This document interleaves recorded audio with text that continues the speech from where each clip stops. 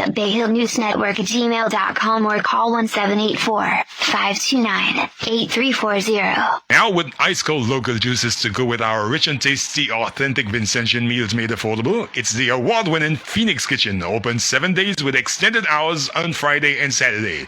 Juices include Marby, lemon lime, passion fruit, bell apple, golden apple, cherry, mango, Marby, linseed, carrot, beetroot, fruit punch, and sea moss.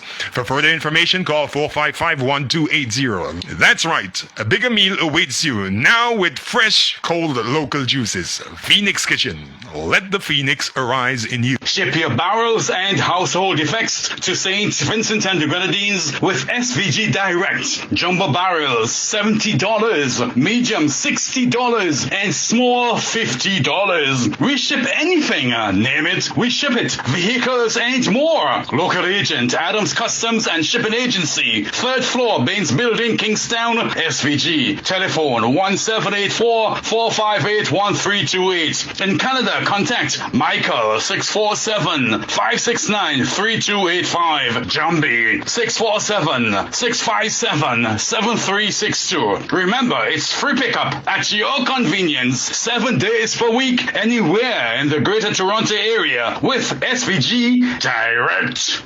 Looking for a place to relax with natural cool breeze and friendly surroundings? Then check the Bay Hill Tree Bar, located at Bay Hill Cane Garden. We have everything a bar will have. We also sell Shell 20-pound cooking gas at the Bay Hill Tree Bar.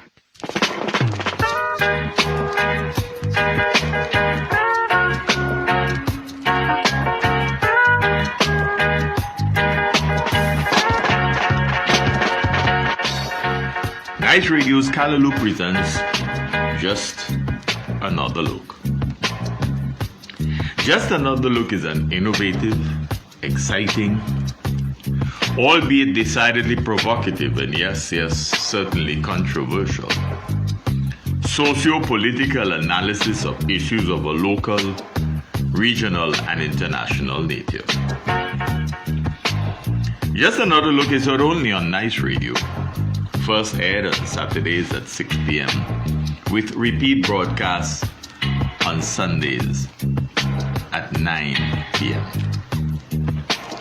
You can always catch us on the World Wide Web, www.niceradio.info. You can also find us on Facebook and YouTube. I am, of course, Keith Joseph.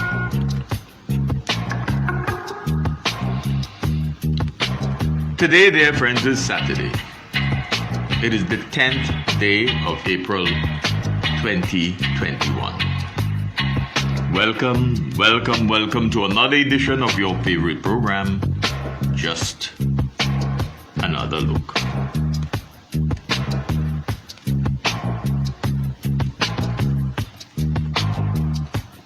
In preparing this week's edition of Just Another Look, we found ourselves inevitably having to transition to the immediacy of addressing the Soufrière volcano, which continues to be a bother, perhaps more so now than hitherto, to the Vincentian populace, to the lives of Vincentians, to the Vincentian economy, and to all aspects of Vincentian society.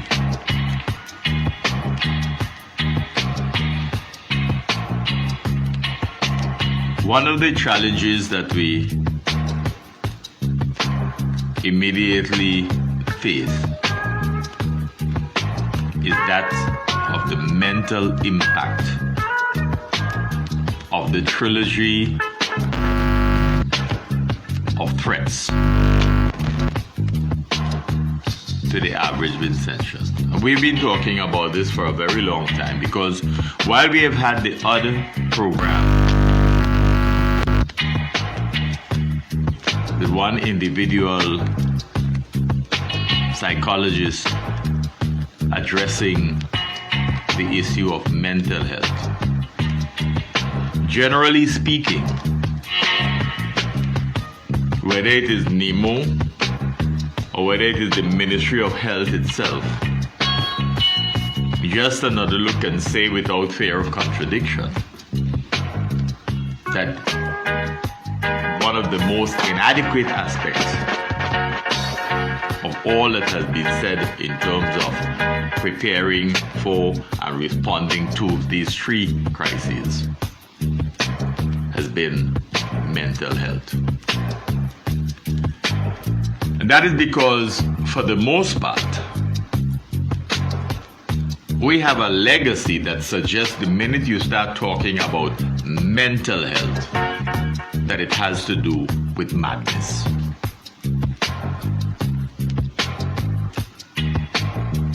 And our Ministry of Health, our social workers, our practicing psychiatrists and psychologists have failed Vincentian society insofar as over the years they have been unable, either that or unwilling, to adequately address the issue of how people in this country perceive any discussion on mental health, because of the traditional view that once mental is mentioned, that you're mad. And so, apart from the occasional circumstance where an individual professional has raised the issue, the mental impact of the trilogy of crises, COVID-19, dengue, and Mama Supre, has not been addressed adequately.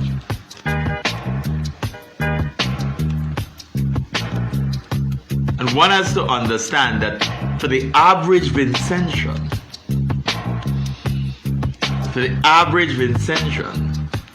it must be bothersome mentally, emotionally,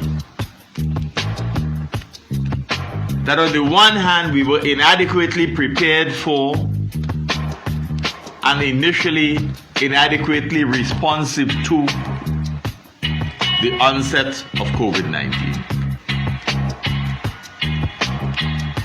And while you are bothering about whether or not you're being told the whole truth, or about the inadequacies in the preparatory process or the response process to COVID, you then heard of people dying from dengue and the resurgence of dengue. So that you bothered now between which of these could impact your health. One that is new, that the world knew nothing about, and the world was struggling to contain, and you're seeing numbers, staggering numbers of people getting it and people dying in different parts of the world, and you can go anywhere and get the statistics. And you're bothered by knowing how our health services operate, the challenges that they face every single day. You have that mental and emotional stress as to could we? Are we doing the right thing? Are we doing anything at all in the first instance? And while you're thinking about that and being bothered about that emotionally, you not only hear that dengue is with us, But you're also hearing that we were warned almost a year in advance in 2019 that this was going to happen in the beginning of 2020, the resurgence of dengue. And then you hear people dying from dengue.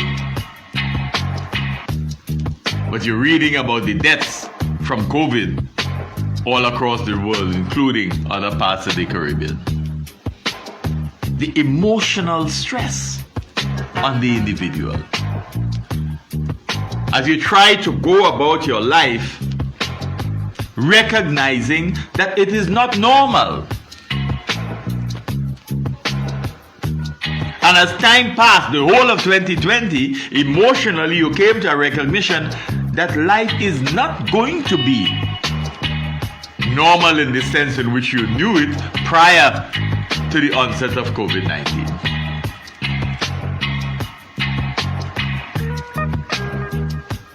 So that you are forced to engage and accept lifestyle changes. Because no matter how much you were trying to retain a sense of normalcy, things were not normal. Things around you were not normal. And the people around you were responding differently to the different circumstances. The emotional stress, the psychological impact is grossly overlooked by our health professionals. Grossly overlooked. But then we are accustomed to that. Because for many years, and you remember Mighty Ray as an educator, Winfield Williams, writing about the stress imposed on our children with the then common entrance exam. And you know what? We have brought in the CPEA. And they have the same amount of stress or more than they had when it was CXC. Telling them that they will all go to secondary school does not change the price of eggs in terms of the psychological pressure on those children, because what school they get to go to is determined by their performance.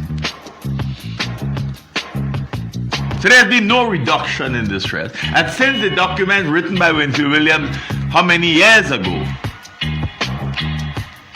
we're not taking that adequately into consideration. Yes, we have psychological counselors in a number of our schools. But that might well be trying to close the door after the horse has bolted, because we had already pressured them to get into the secondary school system more than anything else. So it's not surprising that in our society, in the midst of 3 crises, we have failed to adequately address the emotional impact on our society. We think, oh, everybody big, everybody can handle it, everybody can handle it. Not everybody can handle it. Not everybody can handle stress. And when we have the occasional suicide, we say, oh my God, how did this happen? Our health services have not been able to adequately locate the psychological component in the mix sufficiently to allow our people to have an understanding that pressure creates problems for individuals, that stress can often be a debilitating factor in one's life.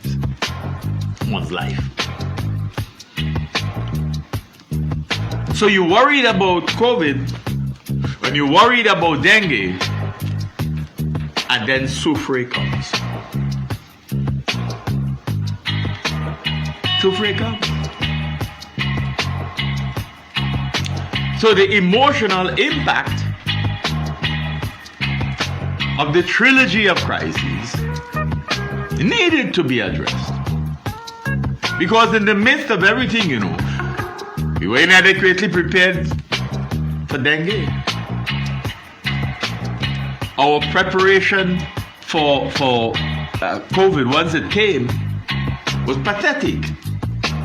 And we always refer to Patient Zero and her letter to the editor to let the nation know how inadequate we were in terms of starting the response. Now we are much better at it, thank God. But at the end, coming towards the end of 2020, we behaved as though in this society, the leadership example in our society was let's call elections.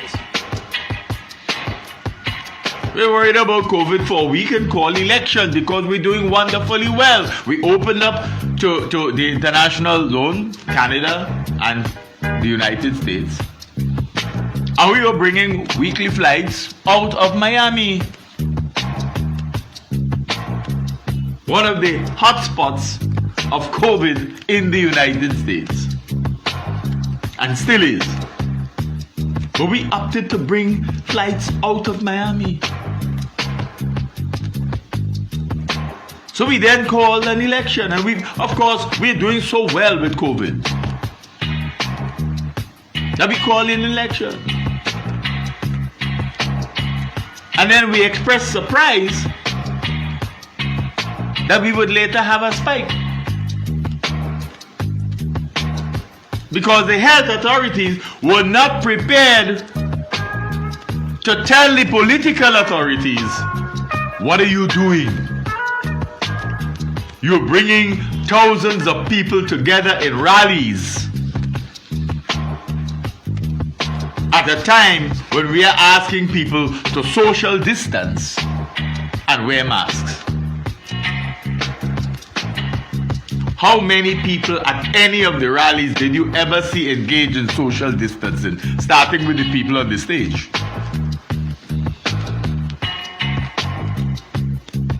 There's none in the crowds at any of the rallies for any of the political parties. So neither of the political parties exhibited exemplary behavior in responding to the pandemic during the period of the elections. Neither of them. That's why we say there's a leadership crisis in this country. And you have to understand. So psychologically, we were telling the nation, you're good. Because you can't be telling people, close down the restaurants, don't have parties, don't go to the beaches if you are having rallies and there's no social distancing or wearing of masks. We were playing with people's emotions.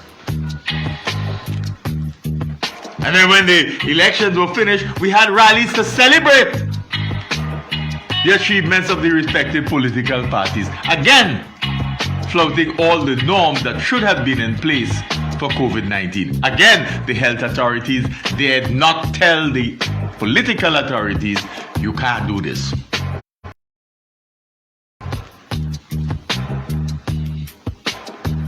And yet, when the spike occurred in December, we're looking for everything else to blame but the activities that were encouraged by the political leadership of this country from both sides.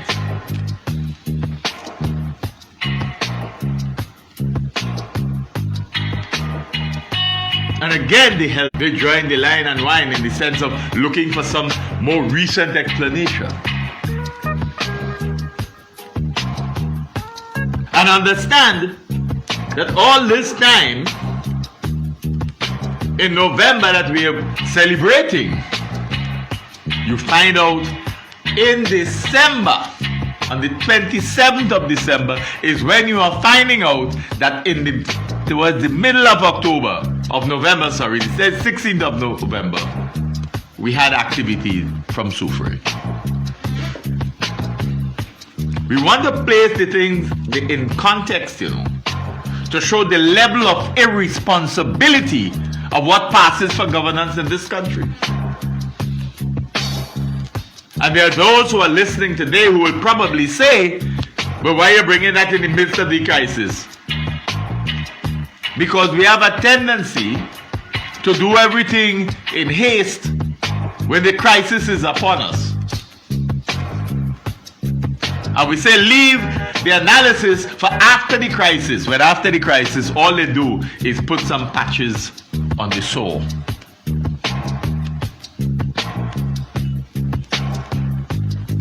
You know, after bad weather, we bring lives to live and everybody feel comfortable and everything go back to normal.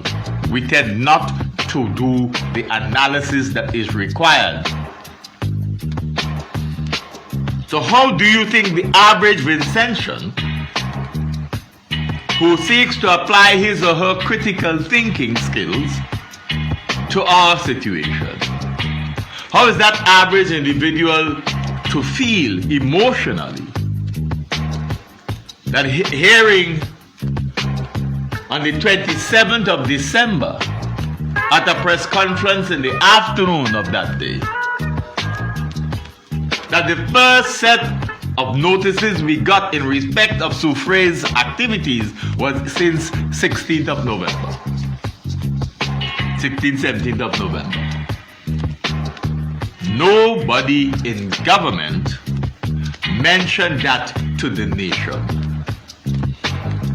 Nobody in government mentioned around the time of the 16th, 17th of November that they were served notice of activities taking place at Mama Soufrière.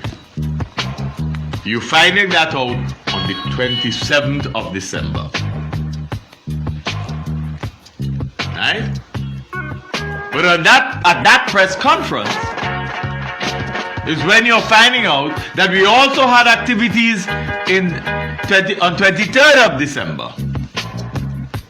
A whole set of shakes for that day. And again, we were not told on the 23rd of December of the activities at Soufrière.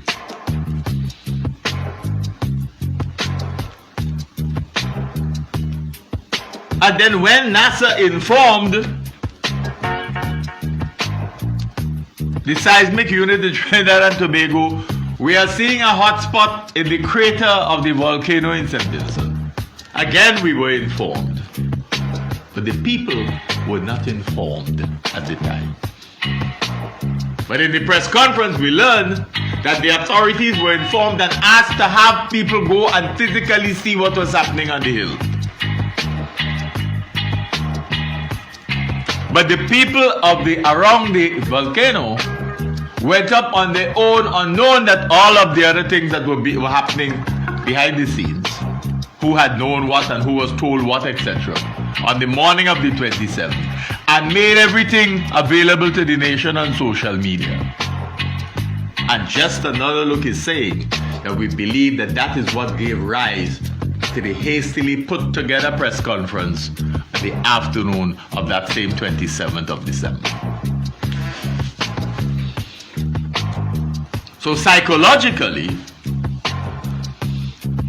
your head must be messed up, because you say, did we have a government that could be so irresponsible that they have information about changing activities at Soufrière since November and waited till the public brought it on social media on the morning of the 27th of December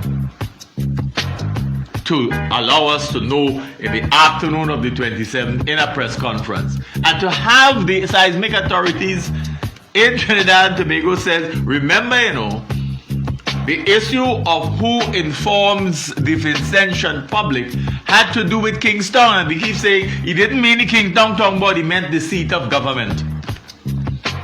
They were responsible to inform the nation. Are we going to be told now that they didn't want to create a panic? Because when you listen to the Prime Minister over the last few days, you realize where panic is.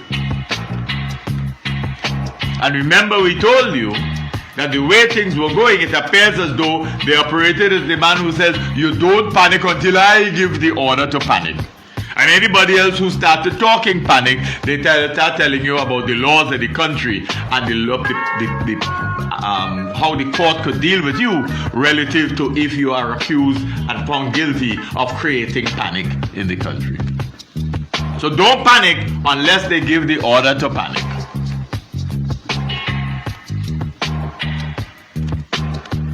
psychologically.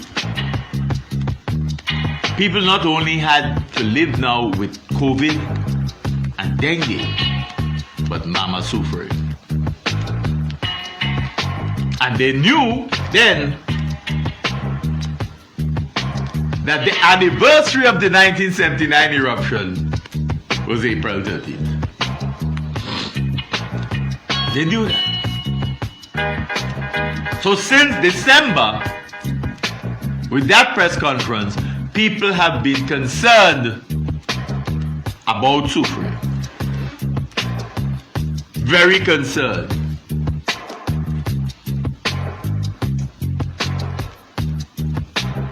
The psychological impact of these three crises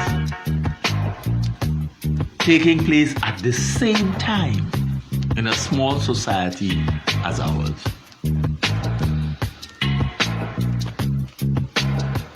And we have to understand, some time ago we spent 3 programs dealing with the insensitivity of the current political administration. We could easily have replaced the term insensitivity with crass incompetence.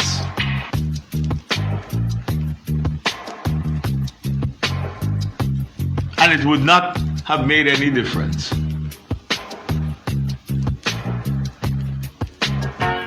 So that we find ourselves with crises heaping on one another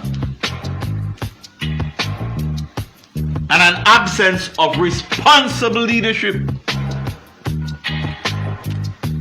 An absence of responsible leadership.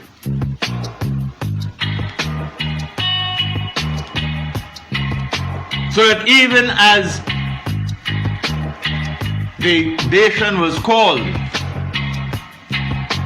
to evacuate people from the red zone on the afternoon, evening of Thursday, the 9th of April, people were still psychologically confused, bothered, stressed out. And they were further stressed out. They were already stressed out by what had been happening the previous weeks, particularly the last week before this evacuation order, in respect of government's response to the small numbers that are taking vaccines, to the fact that the economy had just witnessed government that claims to be responsible imposing a 1% to the existing service charge, adding to cost, to saying to people, you have 3 choices, public servants, you have 3 choices: vaccinate, or take the job, or take the test regularly, more regularly, or leave the premises. And shortly thereafter, Mama Soufriere fell the cap, and the evacuation order is issued.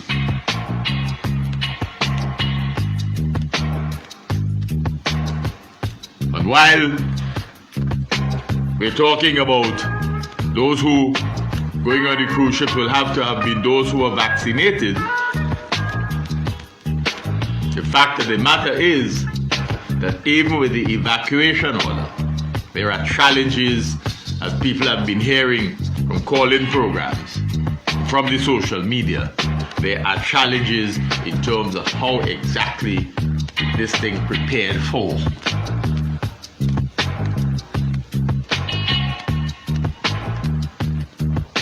And importantly, because this is not like other crises, suddenly the Prime Minister is talking about communicating with the leader of the opposition and with the deputy leader of the opposition, Glenn Leacock, etc., etc., and so on and so on. Suddenly you're hearing about the concept of solidarity coming from the Prime Minister. And it leaves you wondering who is in a state of panic.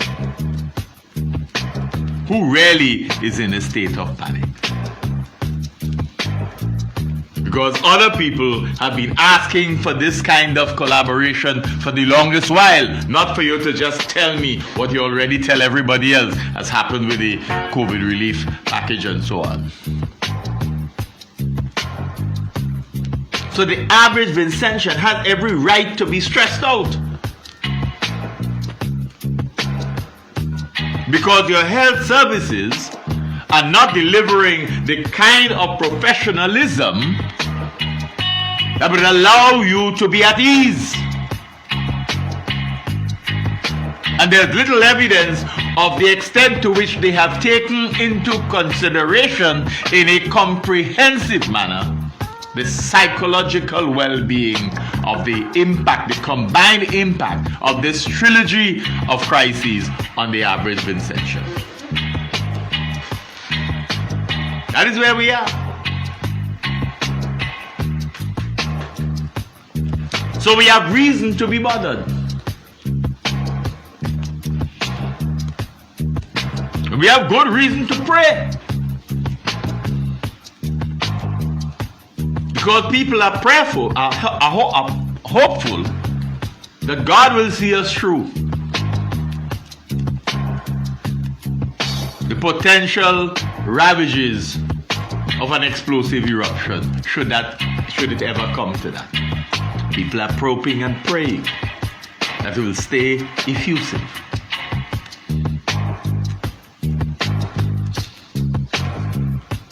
But people have good reason to be bothered.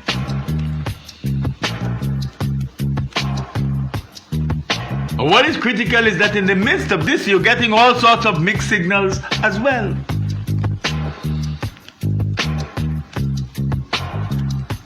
Because there's still a high level of irresponsibility on the part of individuals and their use of social media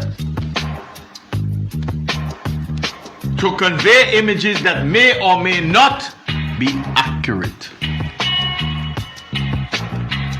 or fully comprehensive in terms of the dispensation of truth. So where is the one channel that everybody should be going to for truth?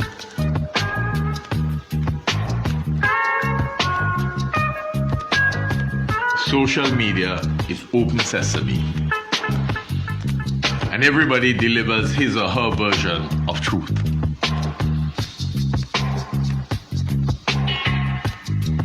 The lack of responsible leadership over the last several years in the country and the crisis of governance has left people in a state that does not readily allow them to respond positively to what is now being offered to them in the midst of the crisis as solutions. That is what we are facing. You can't bully people into accepting what you are now projecting as governance when they have a history of governance from the leadership of the country that leaves them with an understanding that it is decidedly prejudicial. It has been decidedly biased in favor of one group of people, the members of the Unity Labour Party.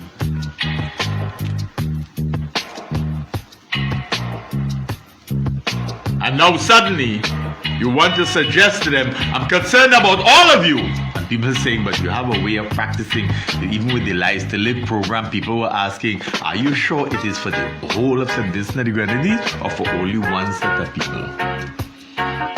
We never heard any remonstration of the individual from your party who boasted at a convention of the party and was heartily applauded for saying we should own the jobs too. How the rest of the society to trust you now in the midst of a crisis? When the grass is green, and everybody should be benefiting, we say we should own the jobs too. We should be the beneficiaries, not the rest of the society. They don't support us. As though what we want is a one-party state. Let everybody go and support one party because he's the maximum leader. He's the world boss.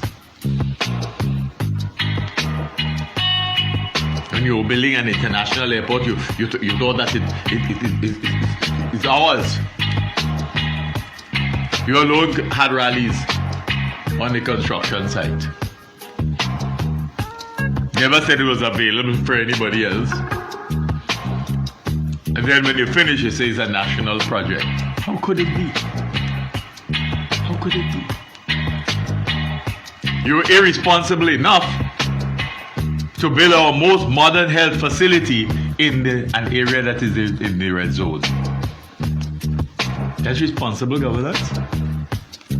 So now that we have to evacuate, we also have to evacuate our most modern health facility. That alone is supposed to make people stressed out. That alone is supposed to make people stressed out. When we need that facility most, we have to evacuate it. We have to take what components we can move and relocate them. Does that make sense to anyone? When we should be benefiting from its existence and the way in which it's been set up, we have to dismantle parts of it to ship them to different parts of the country that can accommodate it. Does that make sense to anybody?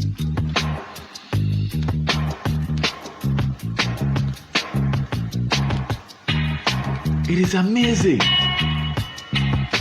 And it is amazing that people can be members of a party and of a government and maintain a deafening silence in the face of what passes for irresponsible government. Keep quiet. Keep quiet. How does that promote confidence in the people of the country? How does it do that? And so more than ever, the Christians in the society must resort to their faith.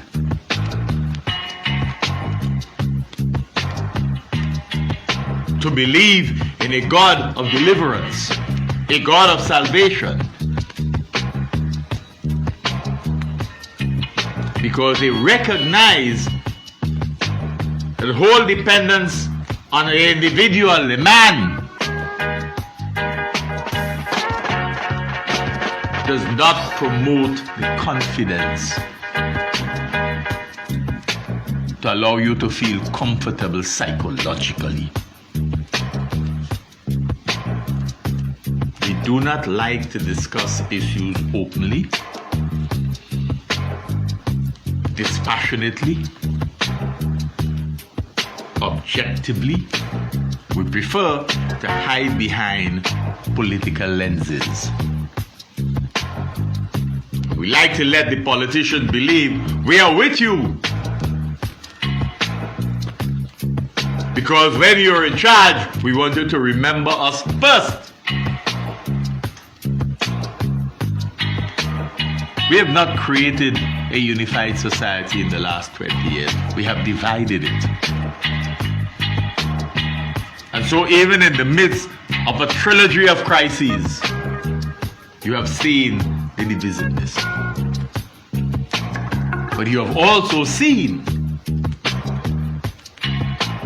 the hesitancy of people to accept, even from their own party leader, his recommendations in regards to taking the vaccine.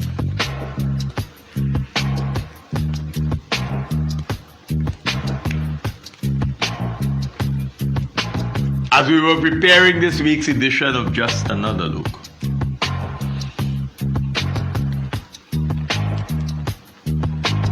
we also had the news of Gonzalez's latest response to the COVID-19 pandemic. And again, people are upset. The party minions are upset that others, critics, have latched on to what the Prime Minister said. Because suddenly, that is immaterial. Soufre is the big issue.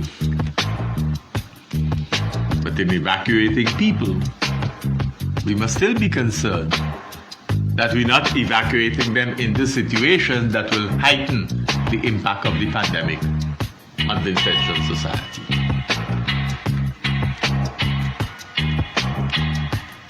You see, Gonzalez was apparently addressing the matter of public servants and what appears to be a government directive or a government stance in respect of get vaccinated or get tested regularly or leave the premises where one works for the government. Those are the three choices. And one can't help but thinking that it was in response to the Prime Minister, to the three unions, the Public Service Union, the Police Welfare Association, and the Teachers Union, and their press conference of last Saturday. Where 1 week ago, armed with their lawyers, they had a press conference. And they outlined their position as they understood it under the laws of this country. And in a manner consistent with what they perceive to be jurisprudence.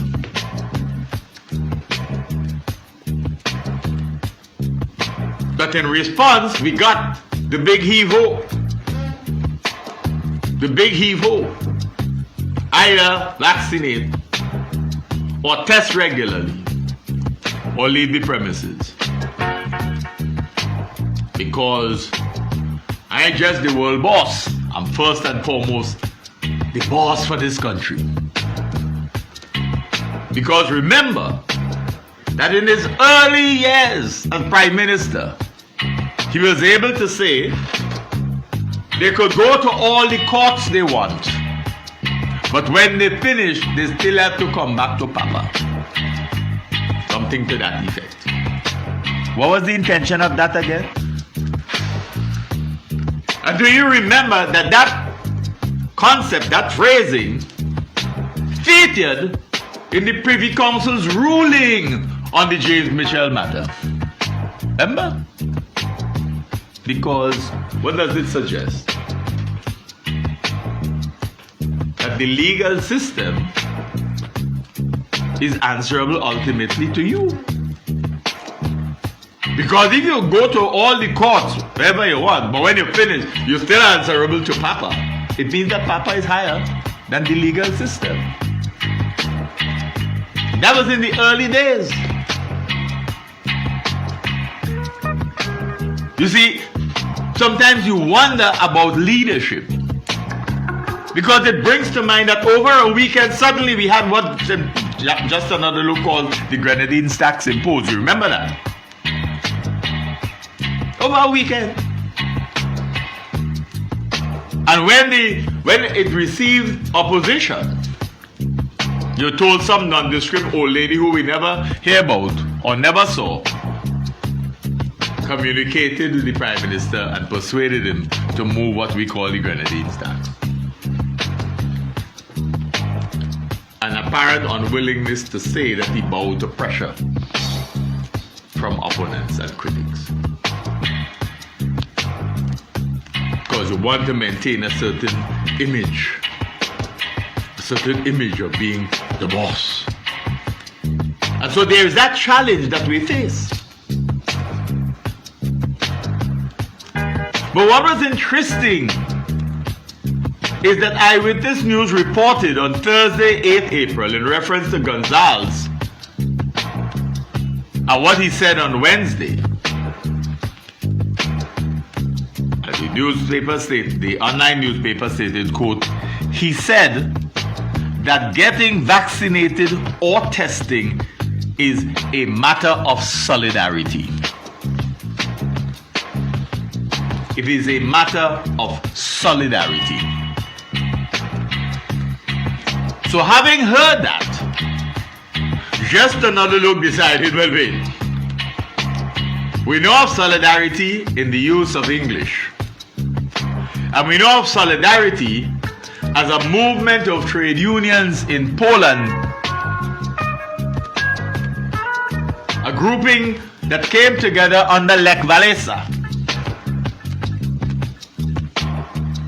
that eventually put an end to communism in Poland and established democracy. So it can't be that one he's talking about. So we went to the dictionary to make sure that we were clear in our minds as to exactly what solidarity meant, because when Gonzalez started talking of solidarity, solidarity with whom? Solidarity for whom? Whose solidarity? What type of solidarity? Yeah? So the reference that Gonzalez made to the vaccination or regular testing being a matter of solidarity led Just Another Look to immediately take to the internet to seek out the meaning of solidarity, because we wanted to garner a fulsome understanding of what Gonzalez could possibly have meant when he used the term solidarity in the context of getting vaccinated or testing.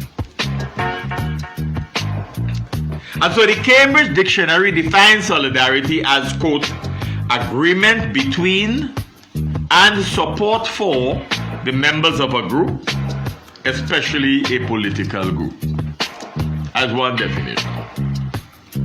The Collins Dictionary, on the other hand, says it may be union or fellowship arising from common responsibilities and interests as between members of a group or between classes, peoples, etc. It may also be a community of feelings and purposes, a community of responsibilities and interests. It also has unity of interests, unity of sympathies, as among members of the same class. YourDictionary.com defines solidarity as a unifying opinion, feeling, purpose, or interest among a group of people. And they give an example of solidarity being a protest with a clear goal, a bond of unity or agreement between individuals united around a common goal or against a common enemy, such as the unifying principle that defines the labor movement, mutual support within a group. Solidarity could be a willingness to give psychological and or material support when another person is in a difficult position or needs affection. It could be defined as a combination or agreement of all elements or individuals as of a group, complete unity as of opinion, purpose, interest, or feeling. So, Just Another Look concludes that solidarity relates to people sharing common interests, common purpose, common intent, and the like, working to achieve similar objectives. But if we accept these definitions and our conclusion, then it is difficult, very difficult, extremely difficult, after all these years in office, 20 years, to even so much as conceptualize Gonzalez appearing to have an interest now in 2021 in solidarity amongst Vincentians. Extremely difficult to understand. Extremely difficult to understand. If anything, then perhaps he may have been talking about solidarity within his own party. But then he was addressing the situation with public servants. So for Gonzalez to be talking solidarity in a national sense now, the only people that are likely to take him seriously are the members of his party. And from the numbers that have taken the vaccine, that doesn't appear to be so either. If we have only a few thousand people who have already taken the vaccine, then it means that a significant proportion of his party members have not done so yet.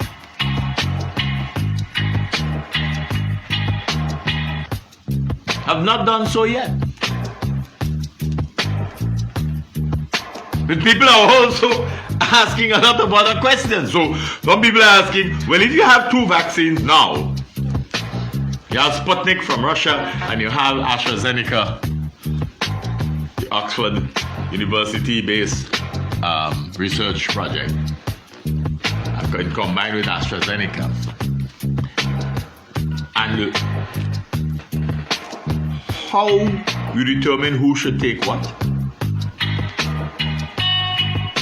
Who have so far been provided with Sputnik and who with AstraZeneca? And what are the criteria used for determining who should have gotten what?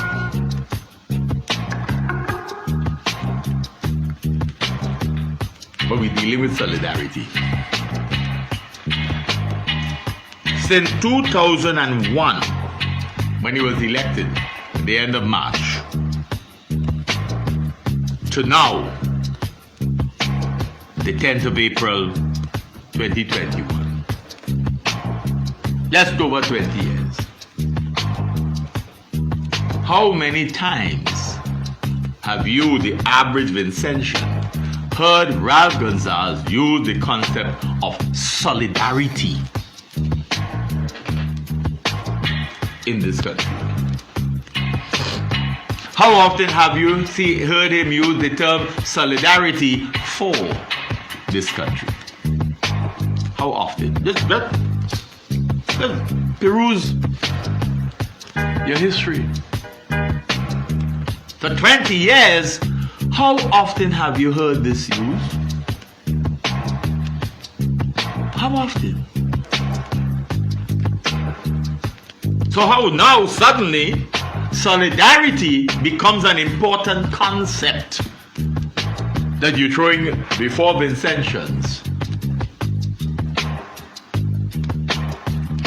You see, Gonzalez's own legacies as a politician, a political leader, and a prime minister may not reflect a genuine commitment to the very concept of solidarity, such that he can convince the peoples of St. Vincent and the Grenadines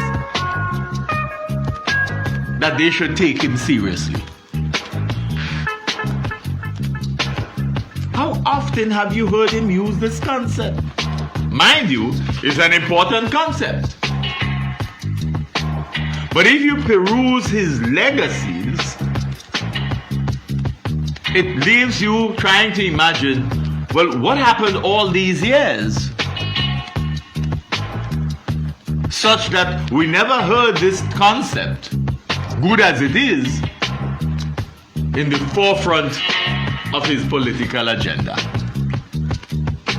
It may even be a challenge to find Gonzalez ever being sufficiently open to display any penchant for solidarity outside the boundaries established for the Unity Labour Party, or for any party or institution that he has led. You see, we have stated in the past, and again without fear of contradiction, that old people always reminds us that even the devil quotes scripture. Even the devil quotes scripture. But when they say that, they don't really mean literally the scriptures, you know. They essentially mean that people can say things when it suits their pride and purposes, if they believe that it will facilitate their achieving a desired objective. That's essentially what they mean. Yeah? We know where the concept comes from, that the devil was literally quoting scripture in the desert with Jesus. But we've gone over time to also allow it to mean that when the time comes and they believe that everything else has failed, then they come to lie down in bed with you and soften you up. So now solidarity is an appropriate concept, even though you haven't heard it used for many years.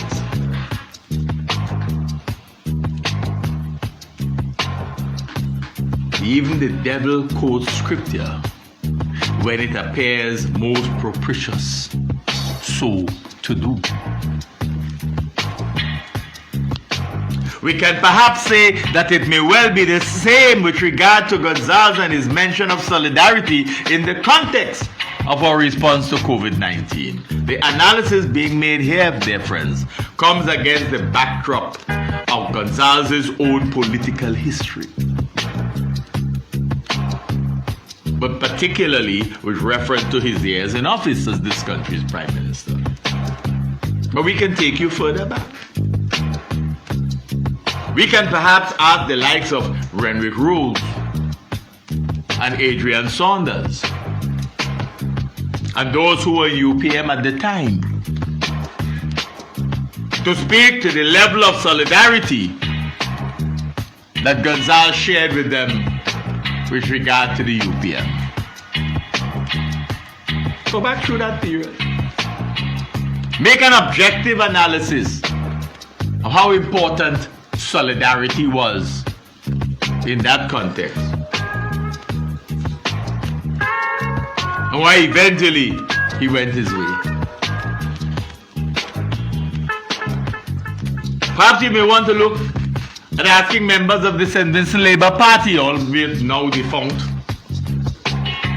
ask the stalwarts of that party if they could explain Gonzalez's solidarity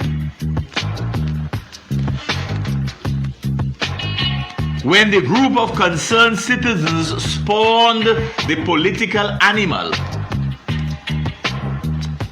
that saw it virtually surrender its duly elected leader, Stanley Storky John, on the altar of political expediency to placate whomsoever,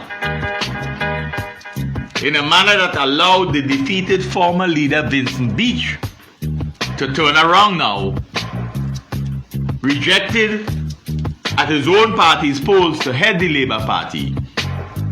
But the concerned citizens found it necessary to take him from below Storky John and elevate it to head the new political animal that they created, the Coalition of Sorts. And so even though the Labour Party had 40+% of the electorate in the elections of 1984, which it lost to the New Democratic Party, that group of concerned citizens found it necessary somehow, perhaps it was solidarity, to take the man who lost the leadership of that party, Labour Party, Vincent Beach, from below Storky John and put him in charge of this new entity, and to take a political party, the Movement for National Unity, whose percentage of the electorate was so minuscule you probably could have hardly seen the bar on a bar chart,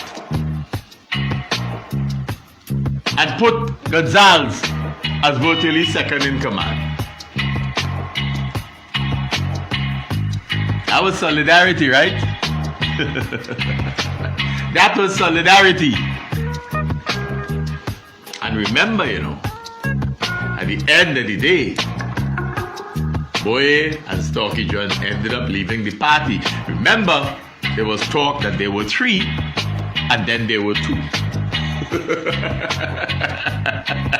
It must have been solidarity that allowed the 3rd one to just suddenly drop out.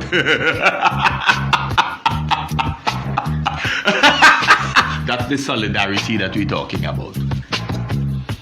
It has to be. What other solidarity? What other examples you want? Huh? You see,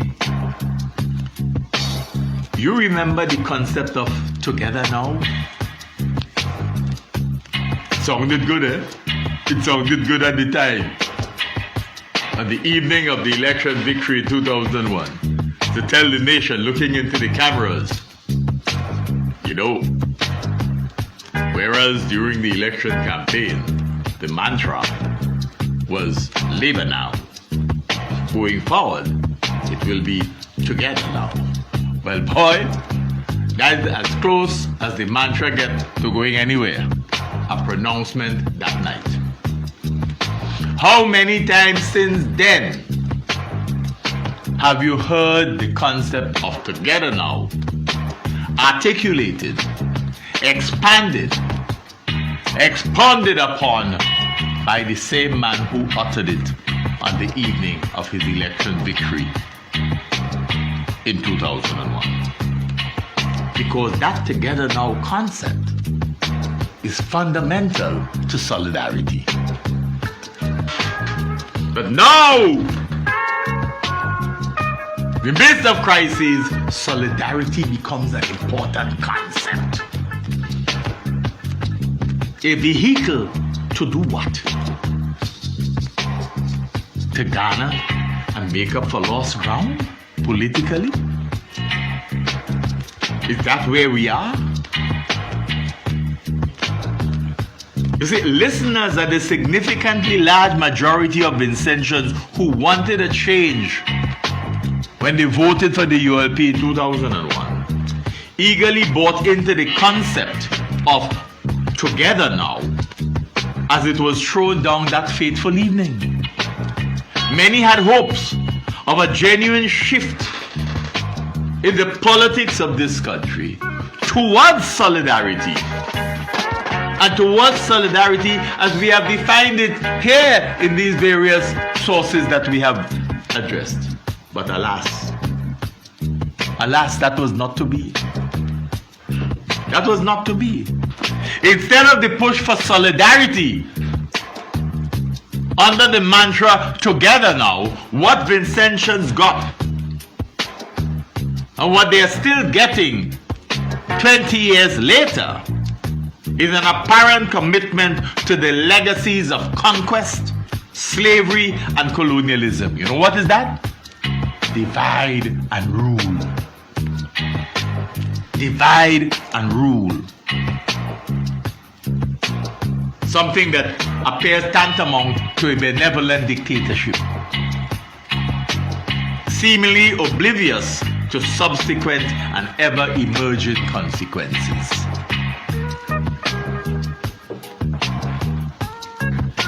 That's why we are where we are today, with the trilogy of crises. Mixed responses. Because you cannot spend 20 years of political leadership of a country allowing for division and allowing people in your own convention to declare we must own the jobs too, and to watch even for the menial jobs of cleaning the sides of the roads, that too has become politically partisan.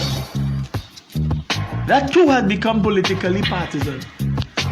So that people feel obligated to try as much as possible, even in cutting grass on the side of the road, to wear red, to identify with the party, and to let the others know that is how we are here.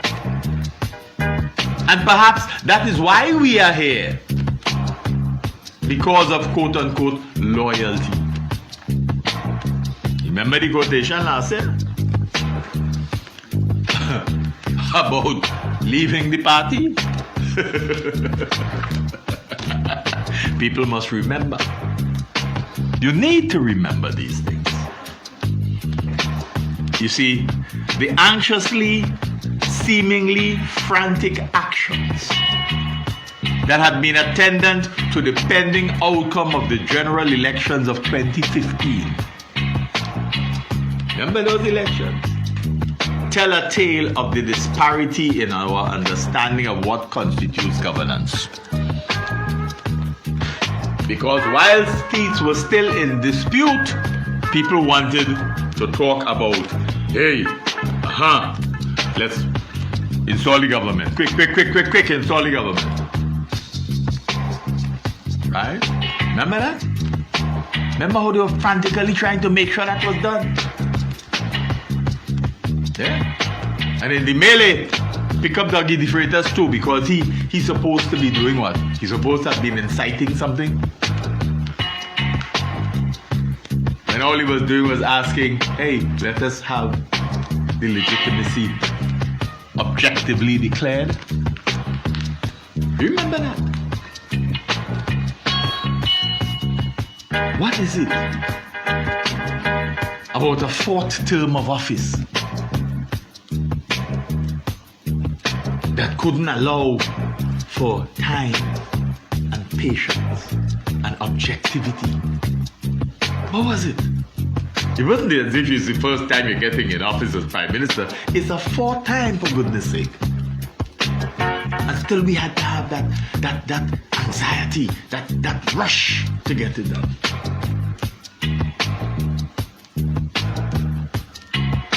But there's also that challenge, you see. Because there's a challenge with regard to any genuine commitment, seeing any genuine commitment to solidarity and together now, just as there's a challenge to see transparency and accountability.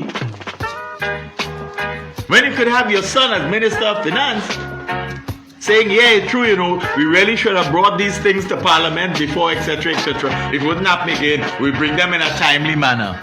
Why? Because the opposition said, but you've been doing this all the time, man. You've been allocating additional revenue without following really and truly the parliamentary procedure.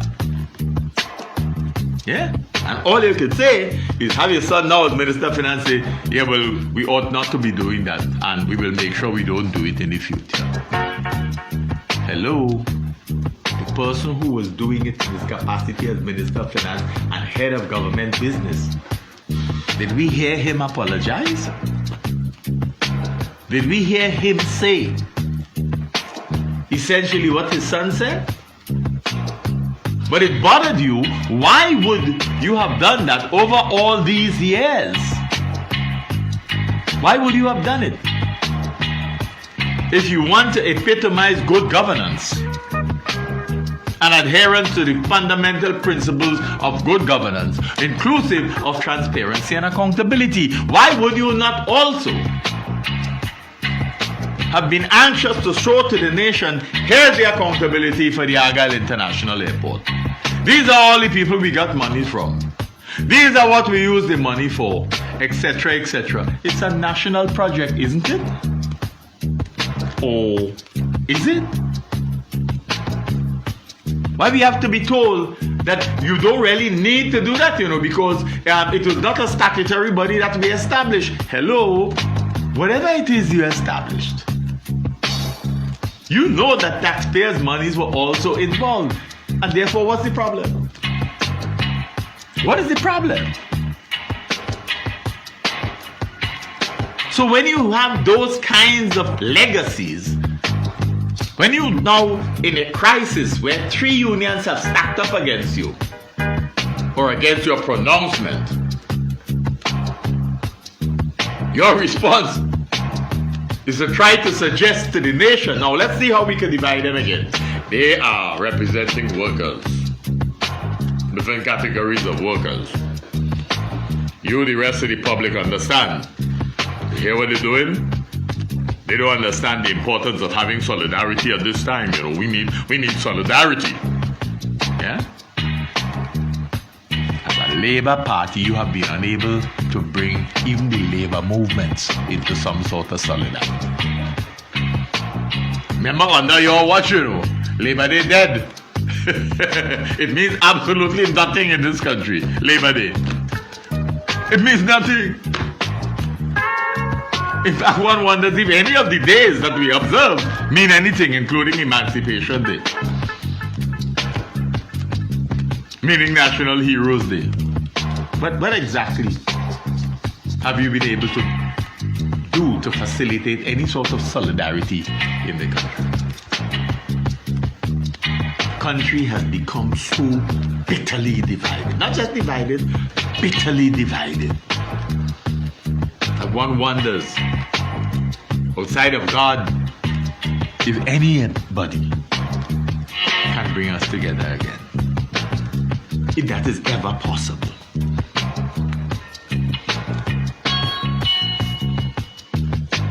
You see, the history of the Argyle International Airport reveals the absence of any genuine commitment to solidarity on the part of the ruling regime and its leadership. You sought to have solidarity between Cuba, Venezuela, and St. Vincent and the Grenadines in terms of how the thing going to get built. Venezuela was supposed to put in some money, and Cuba was supposed to send the people, and we'd use the Venezuelan money to pay the people, etc., etc. But of course, you know that whole triangular thing didn't quite work out the way it was planned. Right? But most recently and still continuing is the almost complete disregard for the overtures of the opposition New Democratic Party. That is the biggest and best example of the absence of any genuine commitment to solidarity. The most recent example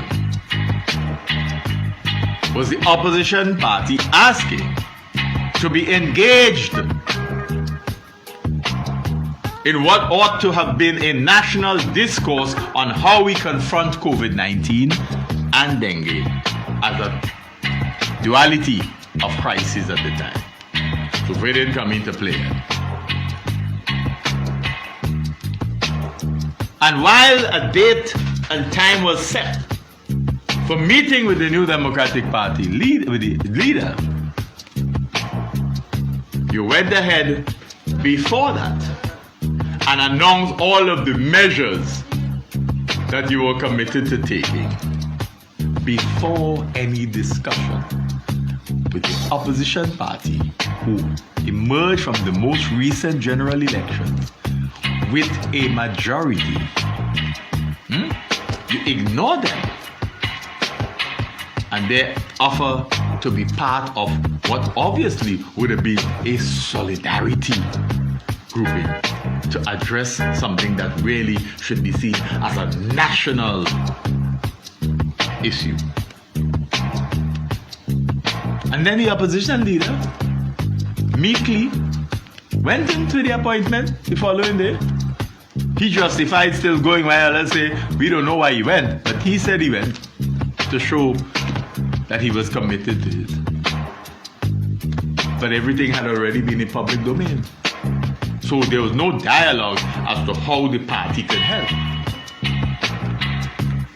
or any usefulness for any ideas the New Democratic Party as an opposition would have had. But of course, in the midst of the crisis now, with Mama Soufrié, you're calling the name of the leader of the opposition, and you're calling Sinclair Leacock, and you're reminding the nation that Leacock, of course, was a head of cadets in 1979 when we had Soufrié. So what are you doing? You're massaging somebody's ego? That makes any sense? That is not important. What is important is that you have no history in leadership of your working collaboratively with the opposition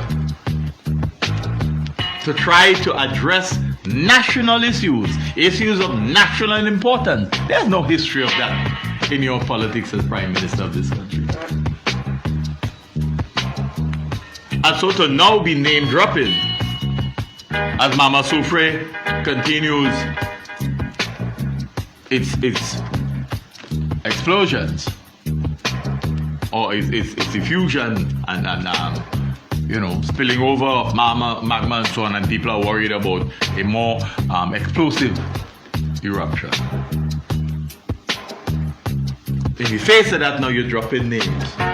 Saying, I talked to you, I've got to Friday, and I talked to Leacock, and Leacock had some experience in this, and blah, blah, blah, blah, blah, blah, blah. Yeah?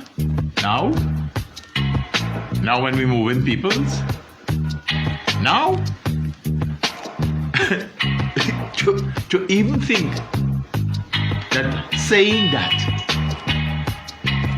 on the day that you approve evacuation or you issue evacuation orders is indicative of what you conceptualize leadership as. It is indicative of what you may well mean when you mention the concept of solidarity, that you could name drop rather than effectively embrace enough to be dispassionately objective in pursuit of the collective best interests of the peoples of St. Vincent and the Grenadines. You see, Gonzalez's history as Prime Minister of this country makes it almost impossible for anyone to take seriously his association of the concept of solidarity in the context in which it has been most recently used by him, as referenced by Eyewitness News dated Thursday the 8th of April 2021. Let it be very clear, people. Let it be very clear. Under normal circumstances, solidarity is always an important feature of life. Under normal circumstances, we look for solidarity within families. We look for solidarity within institutions, the school, the church, social organizations. And we look for national solidarity. In the case of the Caribbean, we've been looking for donkey years for solidarity. But in our case here in St. Vincent and the Grenadines, over the past 20 years, we have not had this concept brought before the nation for all of the positives that are supposed to be attendant to it. That concept of together now implied solidarity, if it was genuine. But that concept is not even used. And now, as the crisis deepens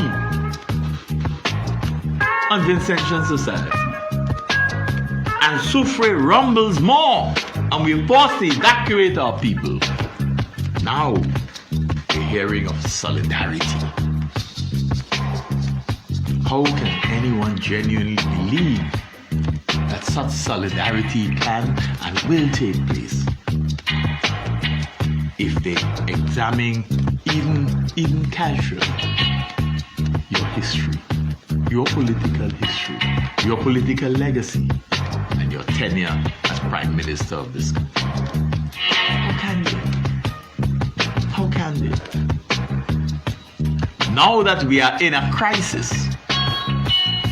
the concept is being thrown in the mix. The concept of solidarity is being thrown in the mix as something that Vincentians should suddenly espouse. Why? Because you say? Why? Because you are Prime Minister, tell us? Why? Because you perceive yourself to be the world boss and 5-star general? Is that it? Is that it? So now that it is appropriate as far as you are concerned to use the concept of solidarity in the current context, we must accept it. The latest pronouncements of the Prime Minister may also give rise to additional reasons for Vincentians to pay close attention and fully utilize your critical thinking skills. Because Gonzalez is the one who has always been one to remind Vincentians of the laws of this country in respect of creating panic. But if one were to closely follow his latest pronouncements, one may well wonder whether or not he is already in panic mode. One may well wonder whether he has already run scared. Because suddenly, we are hearing about the challenges being faced by the government in respect of meeting its monthly commitment to paying salaries and wages of public sector workers. Now we're hearing that from him. People being suspicious and rumors have been circulating, but now we're hearing him saying it. If the economy continues to be the way it is, and it continues to so and so, in a month or two, we may have difficulty meeting the payments. Suddenly, we are getting that truth. We couldn't get any accountability for the Argyle Airport, but suddenly, now we are getting information. Suddenly we are hearing about the commitment to paying public sector workers contribution. Right? The government contribution.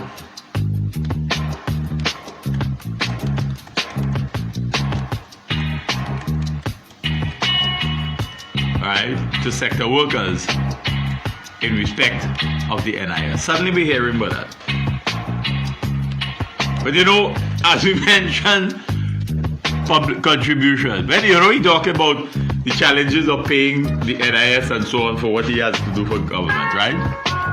But here what? Isn't that the same situation that we heard about before? You remember some time ago, Eustace asked a question about the NIS? Do you remember a time when Eustace asked whether or not government had not paid its contributions to match the workers' contributions, the government public workers' contribution to the NIS? You remember Eustace asked about that? Do you remember that? Do you remember when Eustace was essentially saying, well, is it that you have been withholding the people money? Do you remember Eustace asking that in Parliament?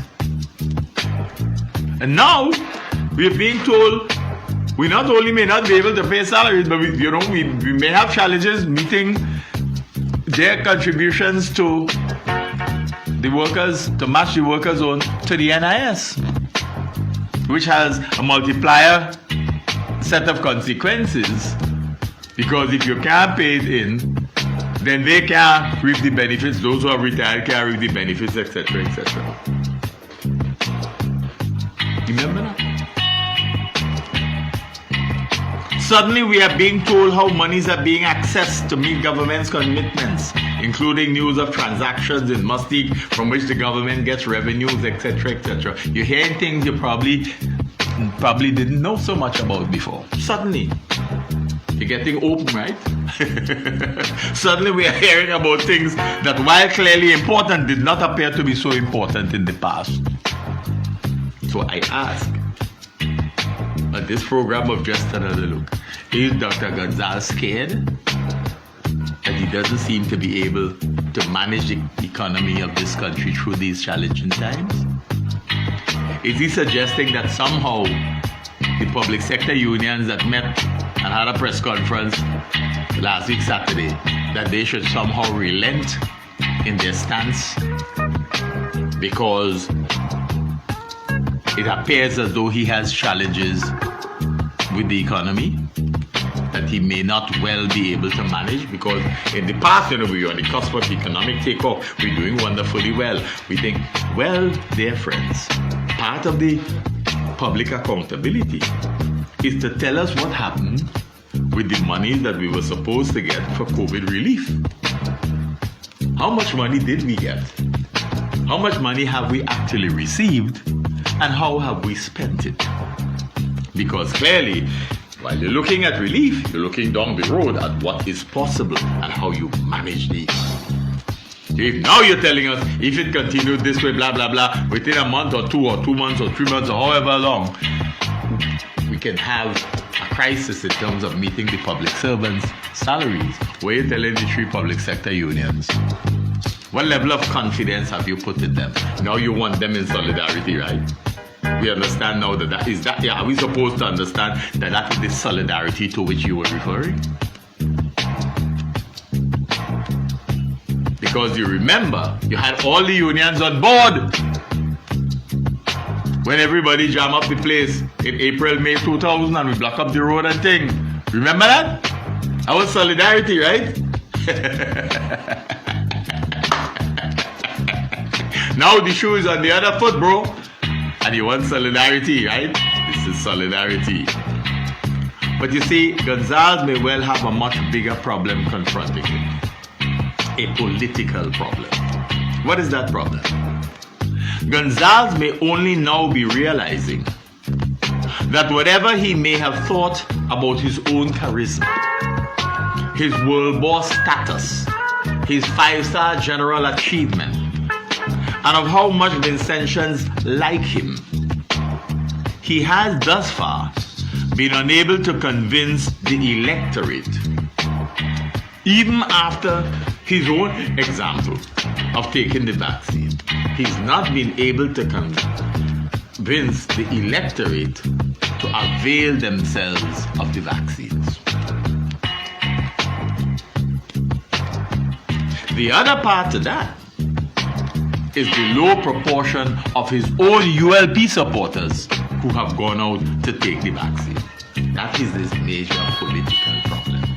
Because it smacks of a loss of popularity that is deeper than you think, or that you may have thought during the election. Because remember, one of the things was, a lot of our people didn't come out to vote, and blah, blah, blah, blah, blah, blah, blah. That's why we lost the majority support in the electorate. Well, they ain't coming out to take the vaccine either, your people. How come you're not able to get your people to come and take the vaccine?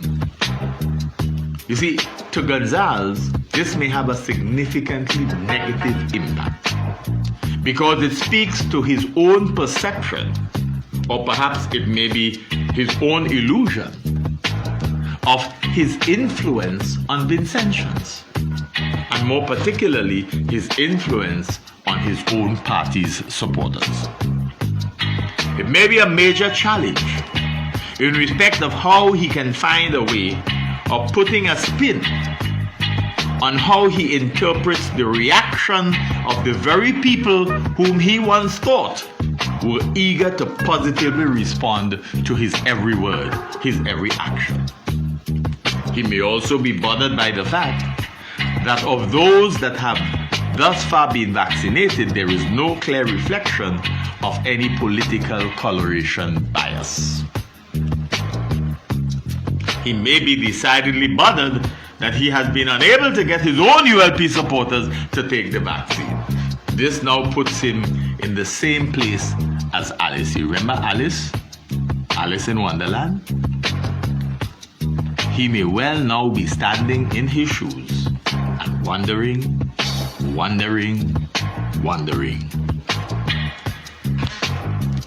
And then there is the matter of just how much the current situation compels Vincentians, perhaps more than ever before, to closely analyze issues related to governance.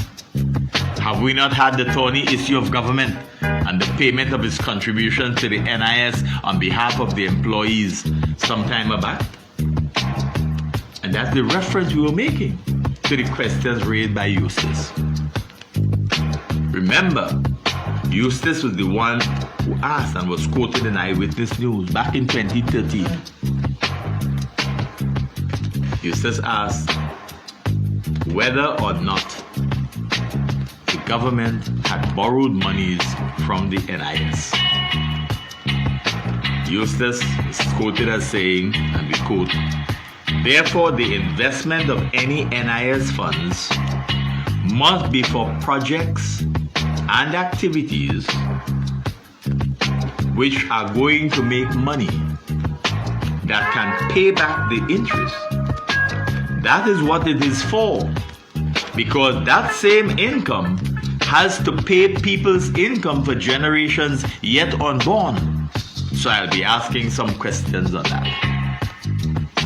But some may also recall that in the period leading up to the general elections of 2015, remember, we were told National Lotteries Authority, an entity designed to make money, borrowed monies, 6.5 million, from the NIS.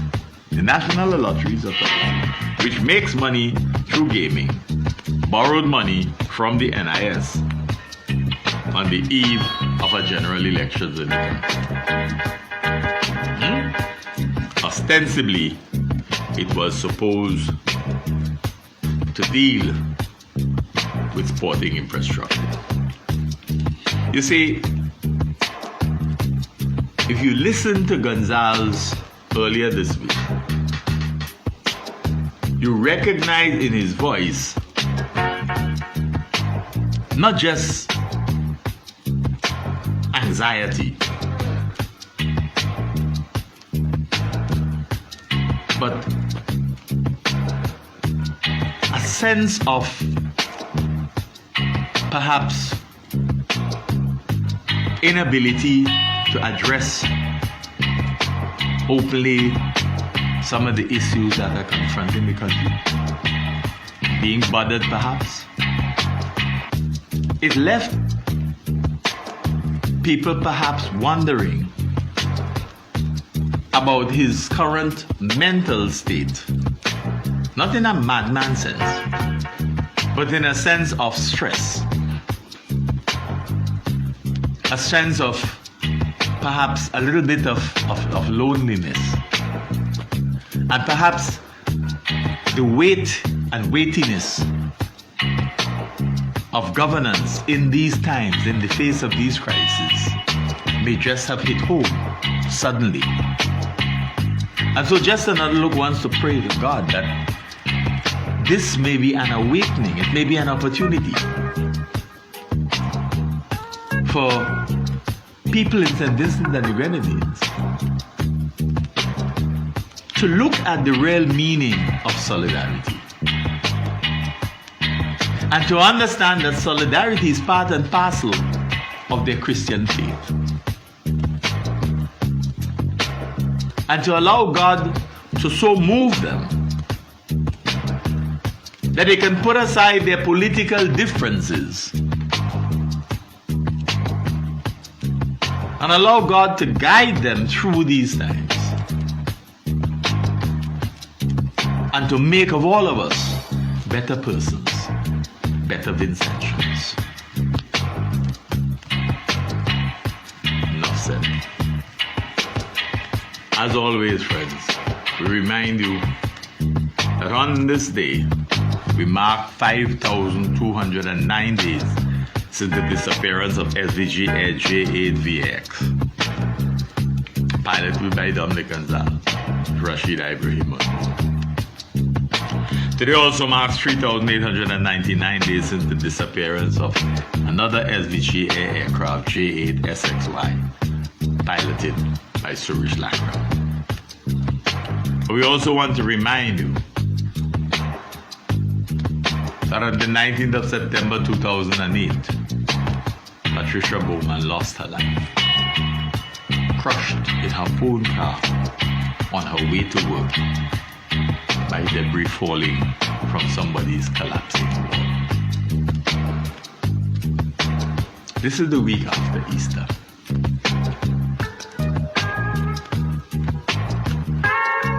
And as a Christian community, St. Vincent and the Grenadines can and must do better. We pray God for guidance, protection through this particular period, in our history. That he may turn up leaders with genuine concern for the well-being of the society, of all Vincentians. That we may use this opportunity to craft a new Vincent and Grenadines.